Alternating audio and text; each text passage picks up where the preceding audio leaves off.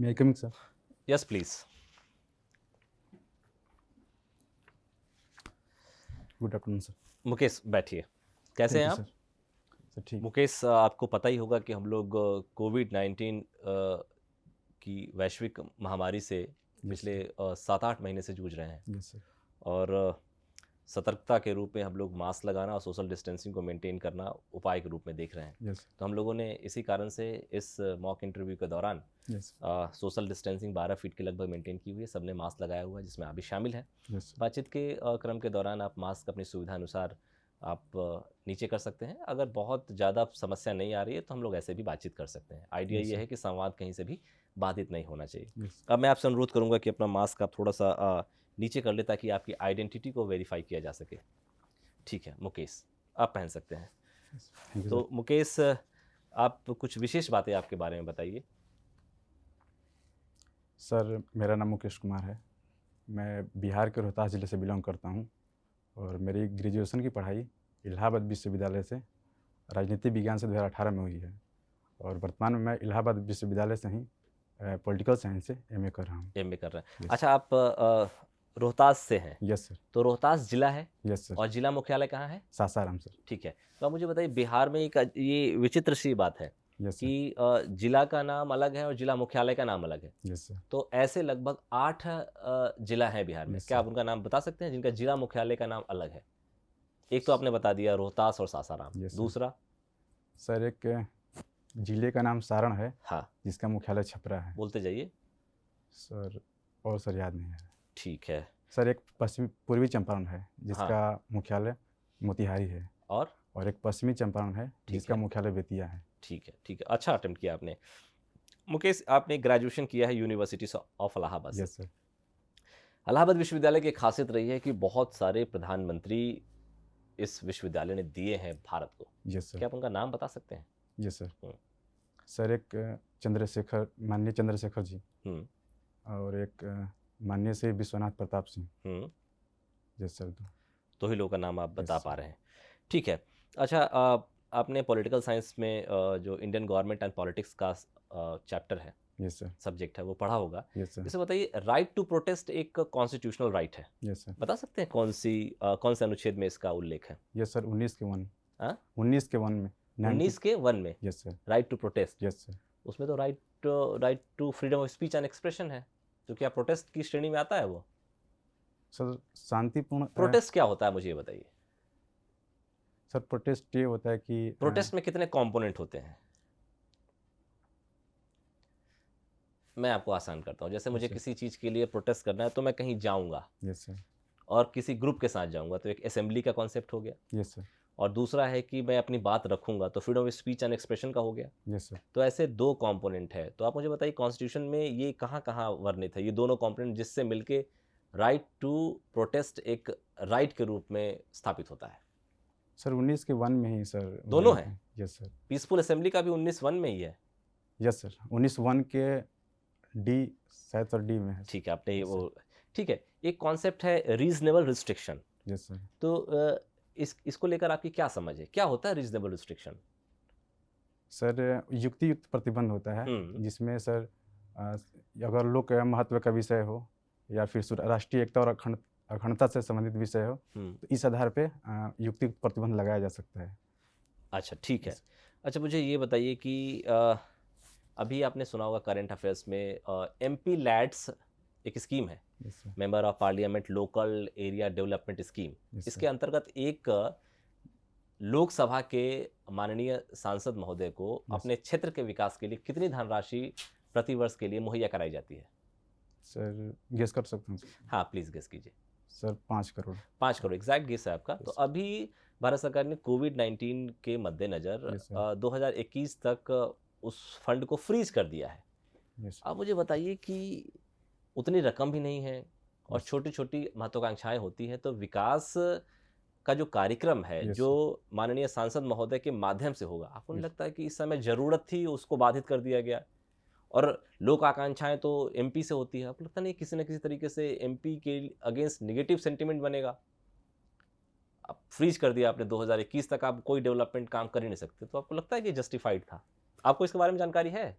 Sir इसके बारे में तो मुझे जानकारी नहीं है सर। चलिए, तो मैंने बता दिया कि फ्रीज कर दिएगा, तो जी आप सर। अपने समझ के हिसाब से बताइए। सर भारत केंद्रीय सरकार द्वारा आत्मनिर्भर भारत योजना सर लाया गया उसके लिए, तो वो सर पर्याप्त है, मुझे लगता है सर पर्याप्त है।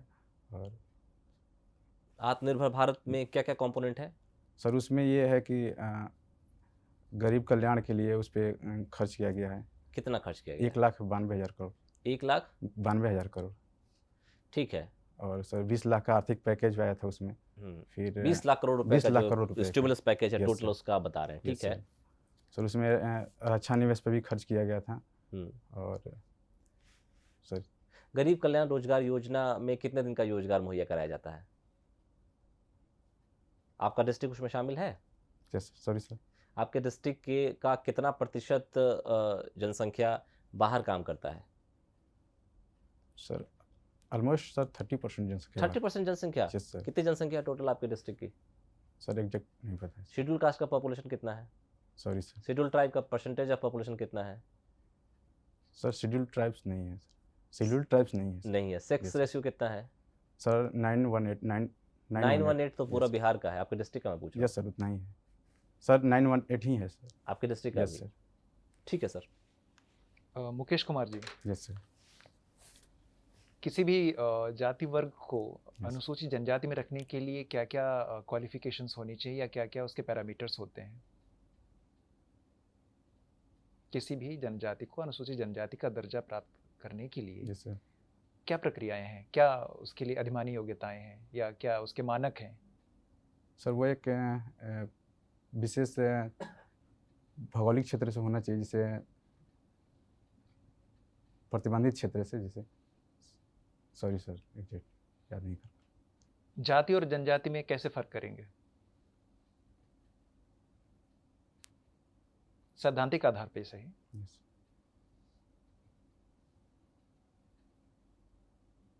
Sorry sir. ठीक है। अभी हाल ही में कनाडा के प्राइम मिनिस्टर ने यस सर। कुछ कमेंट्स किए। Yes sir. किस बात को लेके?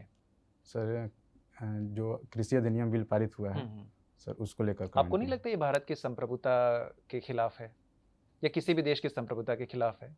यस सर, ये तो भारत का आंतरिक मामला है। Yes sir. तो इसी तरीके से आंतरिक जो मामला है आपकी संप्रभुता से जुड़ा होता है। Yes sir.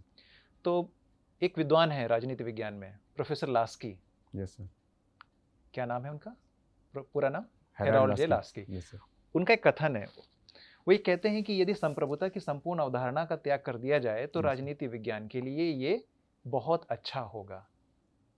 क्या विचार रखते हैं आप?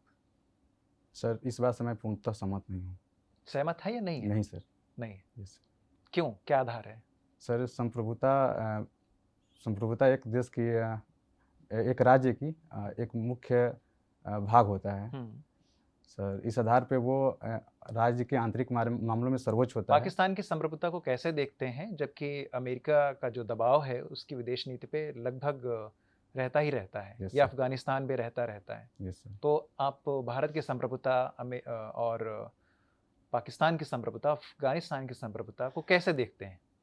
क्या अगर पैमाना यही है कि संप्रभुता ही पैमाना हो, उसी आधार पर राष्ट्र को देखा जाए, तो क्या ये पाकिस्तान और अफगानिस्तान जैसे मुल्कों की राष्ट्रीयता को तय करने के लिए काफ़ी है?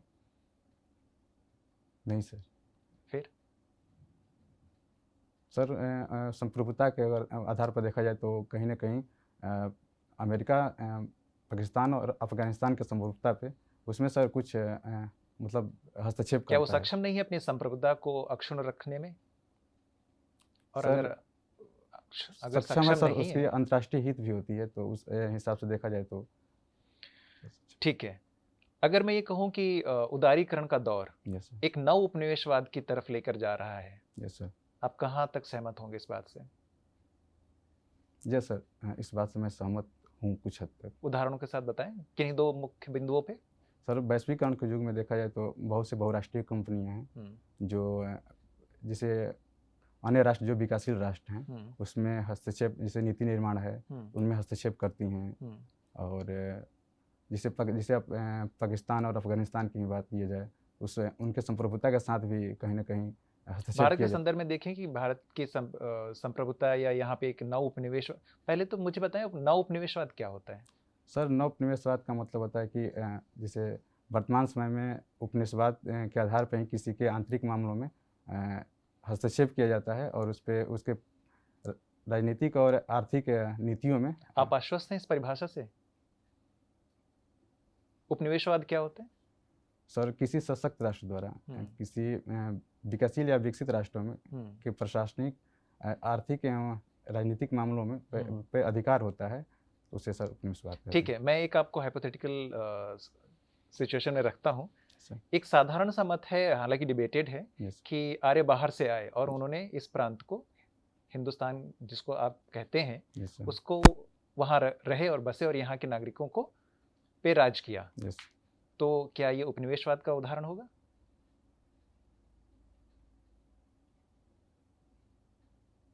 सर आर्य यहाँ आए तो आर्य सर यहाँ पे आकर बस गए, तो सर ये उपनिवेशवाद का उदाहरण है। आप मानते हैं कि आर्य यहाँ पर आकर बस गए या यहाँ या यहीं रहते थे? सर इसमें ये तो डिबेट का सर ये माना जाता है कि आर्य बाहर से आए थे यहाँ। ठीक है, भारतीय संविधान में वर्णित स्वतंत्रता और समानता के कई सारे आयाम हैं, वो क्या आयाम है? प्रस्तावना से अगर आप उल्लिखित कर सकें तो।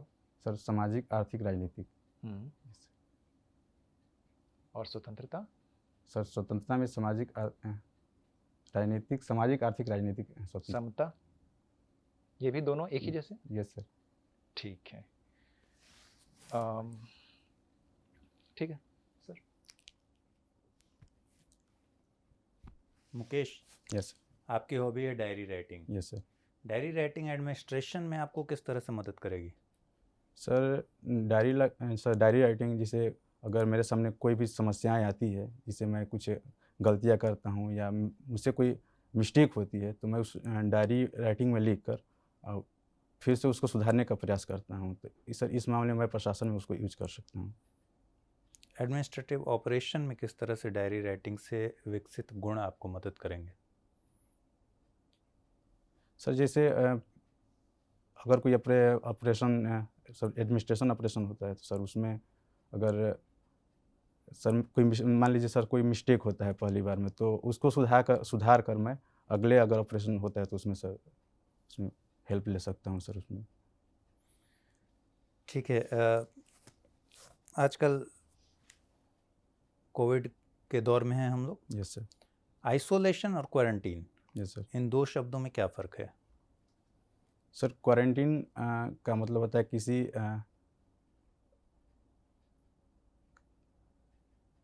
सर आइसोलेशन सर अपने आप को एक जगह पे आइसोलेट करना होता है, एक स्थिर रखना होता है। सर क्वारंटाइन में सर ये गवर्नमेंट द्वारा या फिर गवर्नमेंट के बॉडी द्वारा उसको क्वारंटाइन किया जाता है, उसमें भी सर वही। किन आधारों पर दोनों को किया जाता है? आइसोलेशन और क्वारंटीन के आधार क्या हैं सर? अगर कोविड के संदर्भ में बताइए।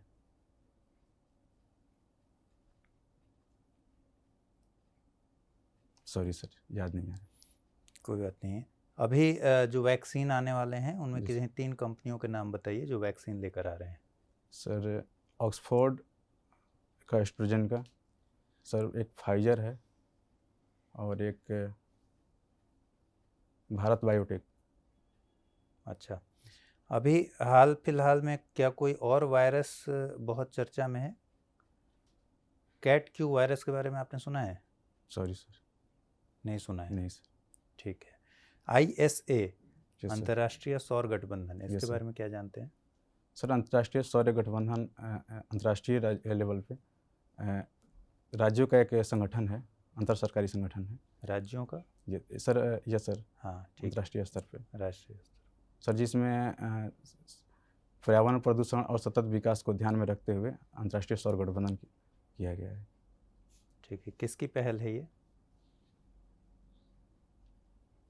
सर एग्जैक्ट नहीं बता सक, गेस कर सकते हैं। ज्योग्राफिकली किन 2 रेखाओं के बीच यस के राष्ट्रों को शामिल किया गया है इसमें? सर विषुवत रेखा और कर्क रेखा के बीच। श्योर हैं आप?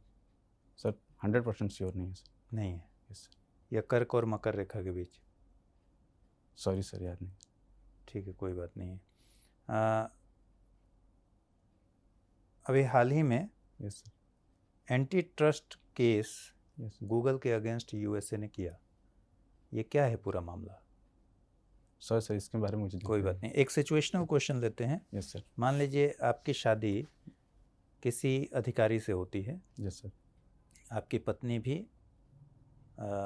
एडमिनिस्ट्रेटिव सर्विस में है और आप खुद भी एडमिनिस्ट्रेटिव सर्विस में हैं। Yes sir. आपको एक बच्चा होता है यस और आपके घर से दबाव आता है कि अब आपकी पत्नी को नौकरी छोड़ देनी चाहिए। Yes sir. ठीक है, बच्चे के पालन पोषण के लिए ये ज़्यादा ज़रूरी है, यस सर। तो आप क्या स्टेप लेंगे, क्या कहेंगे अपनी पत्नी को? सर पहली बात तो सर फैमिली को समझाएंगे सर, और कोशिश करेंगे सर फैमिली मतलब उसको अच्छे से समझाएंगे कि उसके बाद कोशिश करेंगे फैमिली मान जाए। नहीं मानी तो? सर बिल्कुल मान सकते, अगर अच्छे से समझाएंगे तो सर बिल्कुल मान सकते हैं। लेकिन मान लेते हैं कि आपकी फैमिली मानने को तैयार नहीं है और दबाव आप पर इतना है कि आपकी पत्नी को या तो जॉब छोड़ना होगा या आपके संबंधों में ही दरार आ जाएगी आपकी फैमिली की वजह से, क्या करेंगे? सर बिल्कुल समझाने का प्रयास करूँगा सर। किसी भी हाल में पत्नी को जॉब छोड़ने के लिए नहीं कहेंगे? अगर दोनों में से एक को चुनना अगर हो सर, जॉब को तो छोड़ सकते हैं सर, लेकिन सर प्रयास करेंगे समझाने को परिवार को। अच्छा, दोनों में से एक चुनना हो तो आप पत्नी को जॉब छोड़ने का दबाव डालेंगे? सर दबाव तो नहीं डाल सकते हैं, उसको समझाने का प्रयास करेंगे सर। चलिए ठीक है। Mukesh, Yes, sir. आपसे बात करके बहुत अच्छा लग रहा है। यस मैं एक ही प्रश्न पूछूंगा। हमेशा चूंकि आप पॉलिटिकल साइंस के स्टूडेंट Yes, हैं, sir. कहा जाता है जब भी चुनाव आता है Yes, तो चुनाव प्रचार के दौरान भी और जो चर्चाएं होती है उसमें कहा जाता है कि हमें ऐसे व्यक्ति को अपना प्रतिनिधि चुनना है जो Yes, sir. पढ़ा लिखा हो। Yes sir. आप मुझे बताइए कि ये क्यों कहा जाता है कि पढ़ा लिखा हो? जो पढ़े लिखे नहीं है क्या वो बेहतर प्रशासक या बेहतर प्रतिनिधि नहीं हो सकते? सर बिल्कुल हो सकते हैं। तो क्यों इस पे जोर क्यों होता है? अभी कई जगह लोकल बॉडीज़ के लिए एजुकेशनल क्वालिफिकेशन भी हमने डिक्लेयर कर दिया कि होना चाहिए आपको फाइट करने के लिए। क्यों ऐसा हम कर रहे हैं? बहुत से ऐसे लोग हैं जिनका इतना ज्ञान का भंडार है, फॉर्मल एजुकेशनल सिस्टम में नहीं रहे हैं, लेकिन उन्होंने बहुत बड़ा काम किया है यस सर। देश के लिए। तो ये भेदभाव क्यों? Yes sir. सर ये बात सही है कि जिनके पास अनुभव भी होता है वो भी प्रशासन में अच्छी तरह से निर्णय ले सकते हैं, बट सर एक क्वालिफिकेशन रहना भी सर एक ज़रूरी होता है। वही मैं पूछ रहा हूँ कि क्यों ज़रूरी होता है?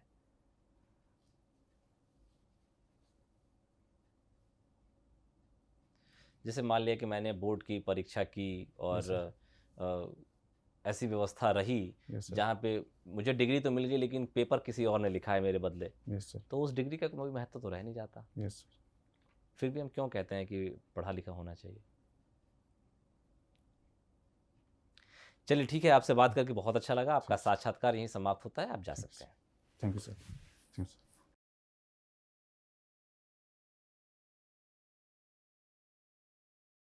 सुशांत, कैसा रहा आपका साक्षात्कार? सर अच्छा नहीं रहा सर। मतलब किस पैरामीटर पे आपने अच्छा परफॉर्म नहीं किया? सर जैसे सर द्वारा जाति जनजाति क्वेश्चन पूछा गया, उनमें डिफरेंस पूछा गया था सर। इसके अलावा कुछ करंट अफेयर्स के इश्यूज हैं, ठीक है। विषय हम लोग की जो बातचीत हुई है उसको लेकर जो मोटा मोटी समझ आपको लेकर, आपके व्यक्तित्व को लेकर बनी है, यस वो ये है कि आप एक सुलझे हुए इंसान हैं। Yes sir. एक ऐसा व्यक्ति जो समस्या होने के बावजूद भी अपना टेम्परामेंट मेंटेन करता है और कोशिश करता है कि वहाँ से समस्या का समाधान ढूंढा जाए। यस ये एक समझ बनी है। बाकी कुछ एरियाज़ हैं जहाँ पे आपको इन्फॉर्मेशन का जो आपका सिस्टम है उसको आपको अपग्रेड करना पड़ेगा, यस तो वो सब आप कर लीजिए। करंट अफेयर्स में आप थोड़ा सा लैकिंग है, यस वो आप तैयार कीजिए।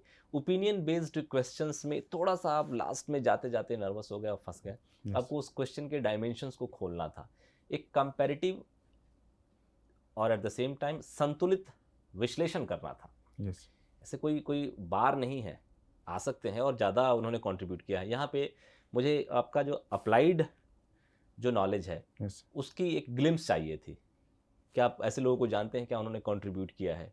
अब कितना इन्वॉल्व होते हैं जो ग्राउंड की जो चीज़ें हैं उसमें, ये हम जानना चाहते थे। यस तो अगर हो जाता है तो अगर बहुत सारे सब्जेक्ट अगर पढ़ते हैं तो आपका जो मेंटल होराइजन है ना Yes, वो sir. वाइड होता है। आप Yes, sir. डिफरेंट ओपिनियंस को, शेड्स को, पर्सपेक्टिव्स को, ठीक है, फिलोसफिकल जो बैकग्राउंड है उसको जानते हैं, Yes, तो sir. नॉलेज बेस को बड़ा करते हैं, तो आपका अनुभव का दायरा बढ़ता है। इस तरीके से आप एक बेहतर जवाब बुन सकते थे। Yes, sir. साथ ही साथ एक जगह थोड़ा सा सर का एक प्रश्न था, जब इन्होंने कहा, वो बहुत पोटेंशियल प्रश्न था।